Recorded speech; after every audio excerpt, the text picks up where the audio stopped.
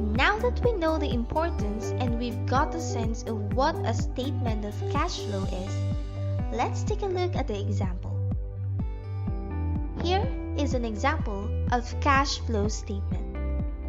You will notice that the statement of cash flow is broken down into three sections, namely cash flow from operating activities, cash flow from investing activities, and cash flow from financing activities.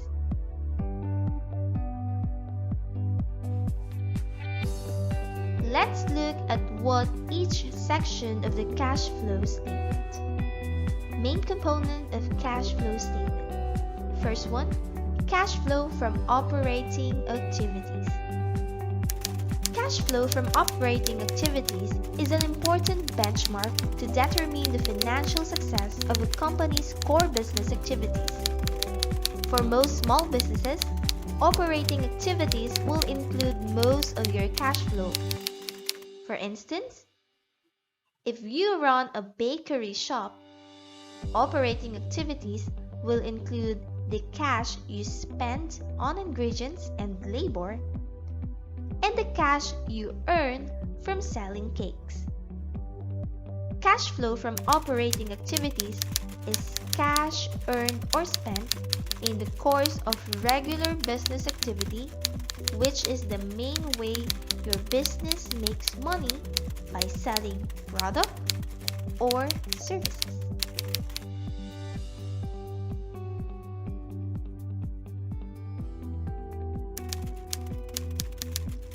Operating activities include any spending or sources of cash that involves in the company's day-to-day business activities. Any cash spent or generated from the company's product or services is listed in this section. Some of these are cash received from the sale of goods and services, interest payments, salary and wages paid, payments to suppliers for inventory or goods needed for production, and income tax payments. Now, there are two different methods used to calculate cash flow from operating activities: the direct method and indirect method. Indirect method takes the net income from the income statement as a starting point, with subsequent additions to or deductions from that amount for the non-cash revenue and expense items, resulting in a cash flow from operating activities. Under the indirect method, the cash flow statement will present net income on the first line. The following lines will show increases and decreases in asset and liability accounts, and these items will be added to or subtracted from the net income based on the cash impact of the item. On the other hand, direct method doesn't start with the net income but rather lists different types of transactions that produce cash amounts received and paid. Some of these line items include cash received from customers, cash paid to suppliers, cash paid to employees, taxes, and interest paid.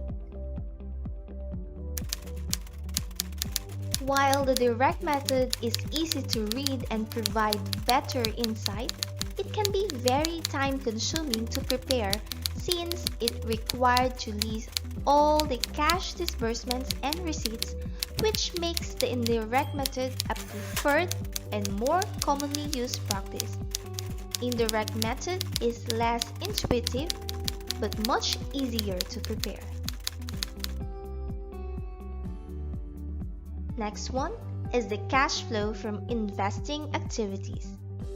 From the word itself, cash flow from investing activities, it covers investments your company has made. It provides an account of cash used in the purchase of a non-current assets or long-term asset that will deliver value in the future. Investing activities include purchases of physical assets, investment in securities, or the sale of securities or assets. When you spend cash on investment, that cash gets converted to an asset of equal value. For example, if you buy a 10,000 mower for your landscaping company, you lose 10,000 cash, but get a 10,000 mower. Under cash flow from investing activities, we reverse those investments, removing them cash on hand.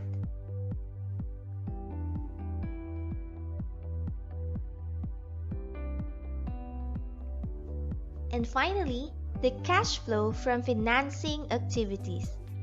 Cash flow from financing activities is a section of a company's cash flow statement which shows the net flows of cash that are used to fund the company.